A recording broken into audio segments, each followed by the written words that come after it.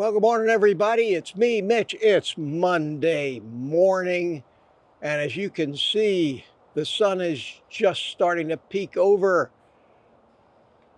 the tops of the houses across the street, and we're off to a new week. Monday again. So where does the time go? I can't believe it's almost the end of August already. For God's sakes, it was just New Year's Eve last night, it seems. It's true what they say, the older you get, the faster time seems to go. I remember when I was a kid in elementary school, one semester, one period from like January to April or May seemed like an eternity. The summer vacation never got here. Now it seems like 3 days. The entire summer is coming to a close here in about 3-4 weeks. Incredible, incredible. Well, this is Monday morning.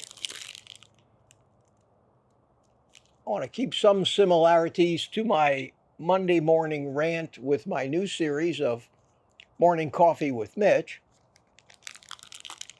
But the ritual, dare I use the word, circumcising my cigar. Ouch. You know, that still invokes a little ouch in me every time I do that. Yeah, kind of a man thing, you'd understand. And of course, the drinking of the coffee. It's a great way to start the week. Sun just came up. And it's early. And it's a brand new week after a very eventful and news-filled week last week. Finally, with the ending of the political conventions and that daily barrage of absurdity and propaganda, and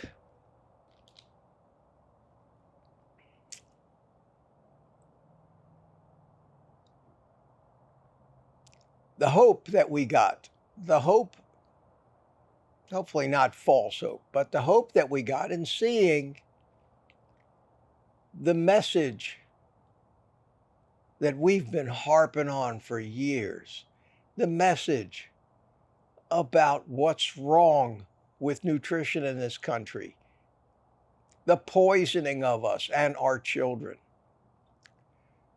for the profits, greed, and corruption of what is almost half of the economy in this country and the people who run it. Elevated, see that message elevated to a national level. Was heartening. It was heartening for about 5 minutes. It was heartening for about 5 minutes. The sad fact is, I don't hear anybody talking about it. I don't see any big follow-up stories on the news.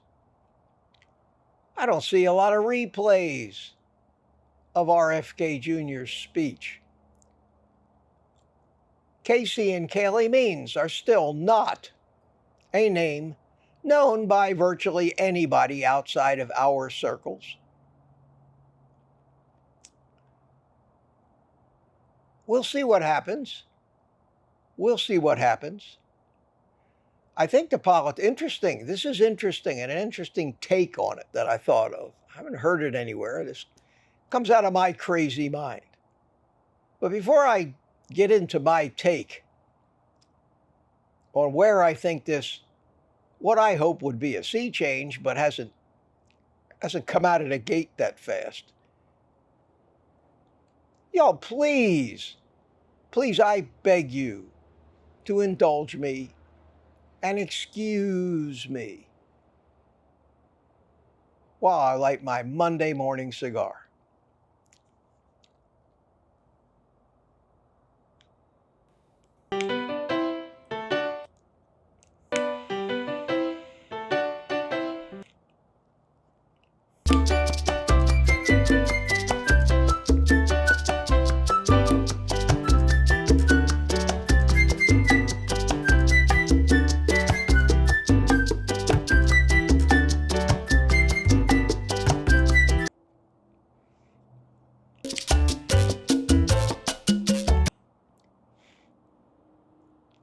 Ah, thank you, my friends. And two of the things that I take the most heat about: drinking coffee, smoking cigars. I lose subscribers. I lose subscribers. So I was talking about whether this is really going to go anywhere, even if it has been elevated to a national stage. I think, like I said in an earlier video, that the good news for us is that at least it'll make us seem like less of a kook, because at least it has been brought up. The subject of poisoning of the American people has been brought up on a national stage at the highest levels, and at least we can refer to that. But is it going to change anything? And I think the answer is yes. But is it going to change anything in the near future? And I think the answer is no. And I think that if you don't believe me, if you think that the whole world has awakened to the truth about what the food and drug companies and government agencies have been doing to us for the past 50 or 60 years, if you think people got out of bed this morning, the Monday morning after the week in which all of this came out, if you think they said, well, Martha, I guess we have to completely change our diet and our lifestyle. I guess we need to quit eating that sugar, and I guess we need to quit eating all processed foods. Well, if you believe that, I have a proverbial bridge in Brooklyn for sale. I've listed it on the internet. Reasonable. But if you email me, you might get first dibs at buying the Brooklyn Bridge. If you don't believe me, and this is the sad thing, if you don't believe me, do a little study of your own today. If you do a little study of your own, go out to Sam's Club or Costco or your supermarket, or stand outside a convenience store for 5 or 10 minutes and watch what people are buying. Take a look at the shopping carts.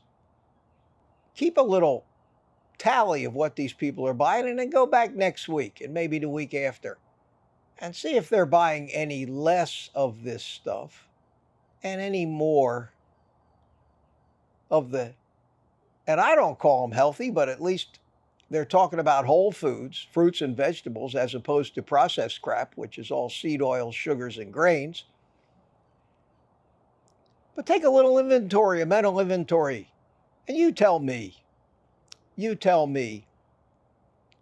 whether the addicts in this country, whether the sugar and carbohydrate, not food addicts, but sugar and carbohydrate addicts in this country are getting the message. And even if they wanted to, like everybody in this country that goes on a diet, all kinds of weird and wacky and torturous diets that lets people inject all kinds of shit into them. Not just the semaglutides, the Ozempic, Wegovy, Monjour, not only those, but they go to these weight loss centers, or they join Weight Watchers, who's now become an injection pushing organization. Or they sign up for gym memberships and believe that bullshit that you got to eat less and move more. And they kill themselves in Zumba classes. And while exercise is good, over-exercising is counterproductive. And over-exercising at the same time as under-eating is not only counterproductive, it is devastating to the human metabolism. But this is what we've been told. This is what the entire medical community is telling us, and they have been for my entire lifetime. And I'm an old fart. Imagine what the younger people today have firmly entrenched in their own version of reality. To them, this is reality. And to our children, reality is the next sweet treat to reward them for doing such a good job. Good job. Good job there, little Johnny. Here, have 200 grams of carbohydrates so you can be a diabetic by the time you're 12 and have fatty liver disease. Good job. Shame on you, parents, but you don't know any better either. Turns out it seems like everything that we've been, no pun intended, fed over the past 50 or 60 years is unadulterated bullshit. I have a video coming out in a few hours. Look out for it. To be followed up by another video, probably tomorrow, along the same lines, is that, and at the time I recorded the first video, I had not read the study that was mentioned, but I have downloaded and read that study since. Hence the follow-up video on the subject that certain artificial sweeteners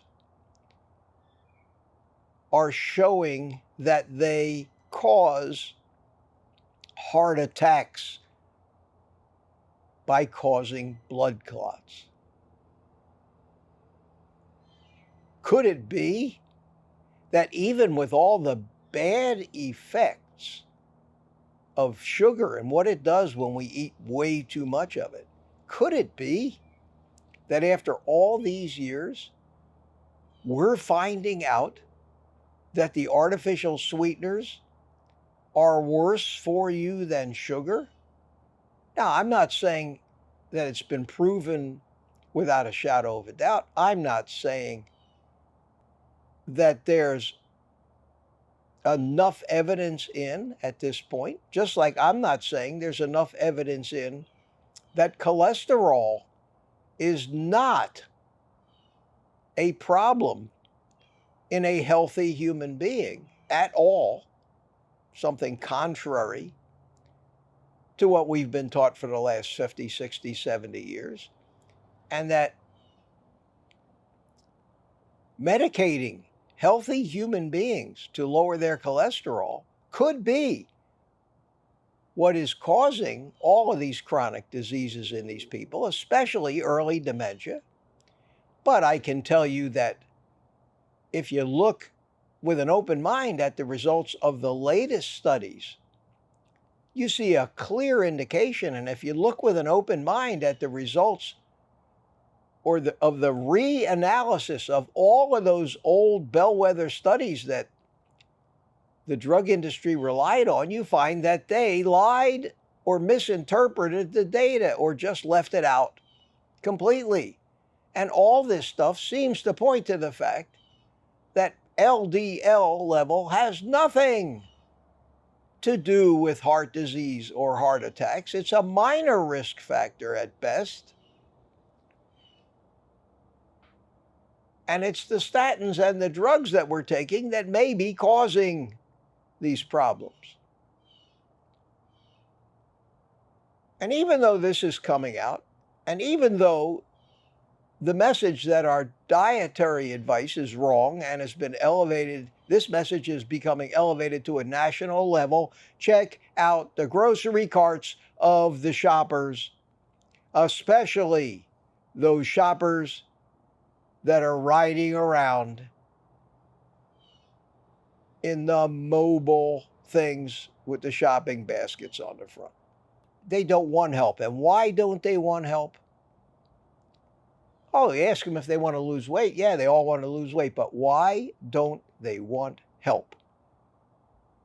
Why does everybody want to lose weight and yet nobody wants to take the reality in our message seriously? Why? I'll say it. I've said it before. I'll say it again. I dare anybody to challenge my, I'll use the word assumption to give benefit of the doubt, that over 80%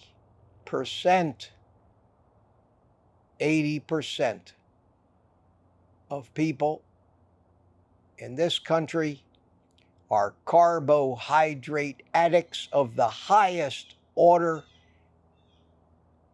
and for the physiological and emotional and mental, historically evolutionary reasons that I talk about until I'm blue in the face,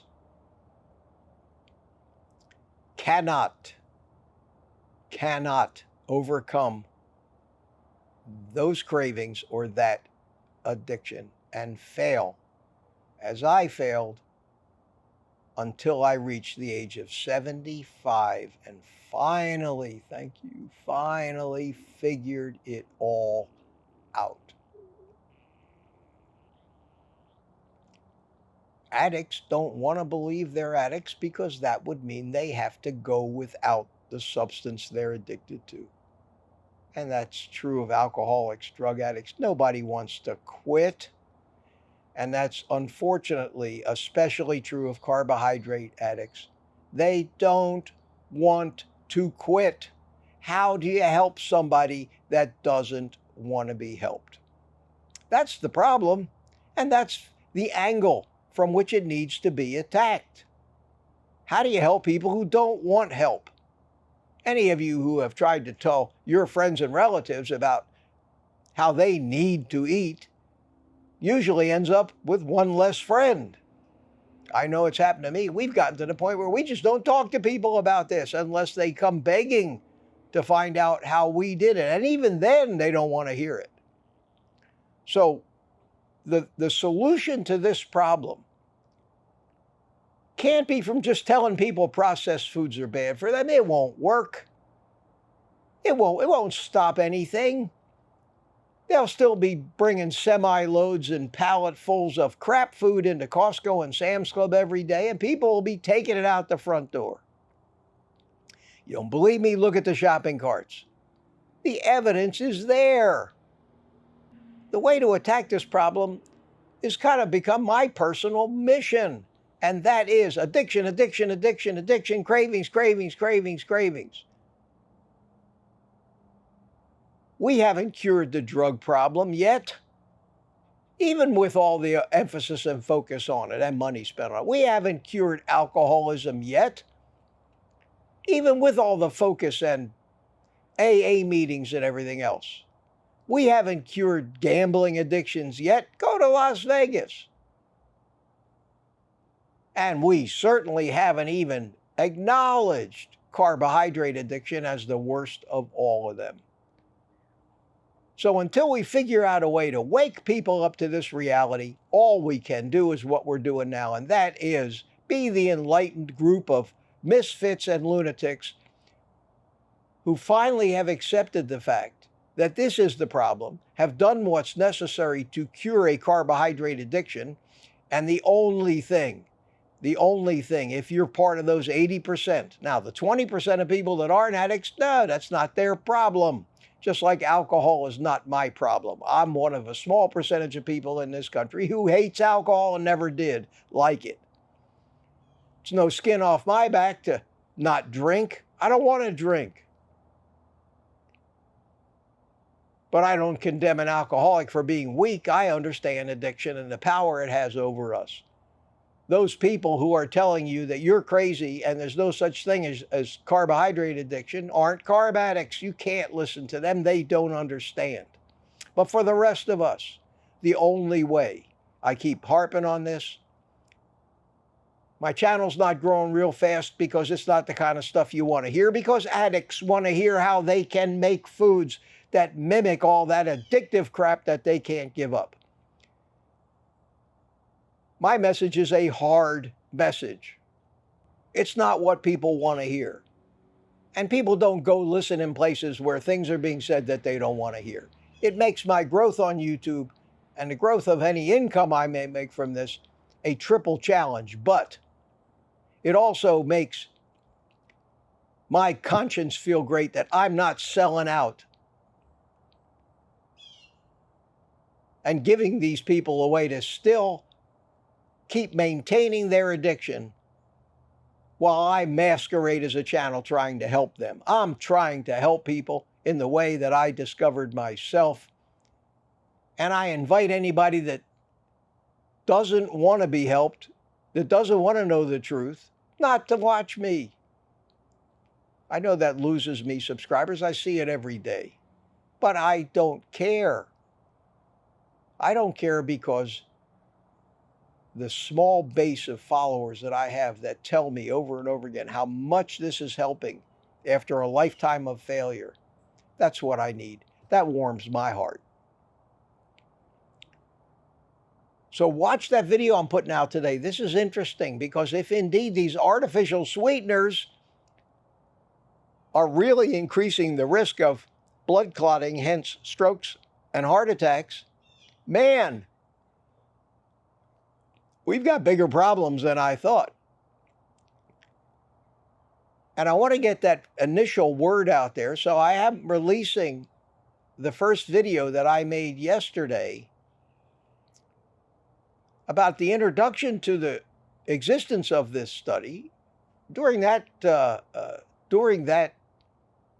video, I basically didn't give any credibility to it yet, but just talked about its existence as food for thought. I have since found the study, downloaded it, read a lot of it. I'm going to finish analyzing it and reading it, and I'm going to make another video talking about what I think and let you make your own mind up about the conclusions, the methods, and the credibility of that study. Because if it's true that these sugar alcohols, like erythritol, are increasing the risk of heart attacks and strokes, we're in deep shit, people. Because even carnivores use them. Especially keto people use them. They're in our electrolyte drinks. They're in every food that you buy. All this in the name of being healthy. More and more, I'm convinced that the only way to really be healthy is, hey, dare I say it, the carnivore diet. So take that for what it's worth. Again, happy Monday morning. The sun is shining. Let's hope it's going to be a great week. I'll see you tomorrow morning. And until then, take the rest of the day off and eat meat.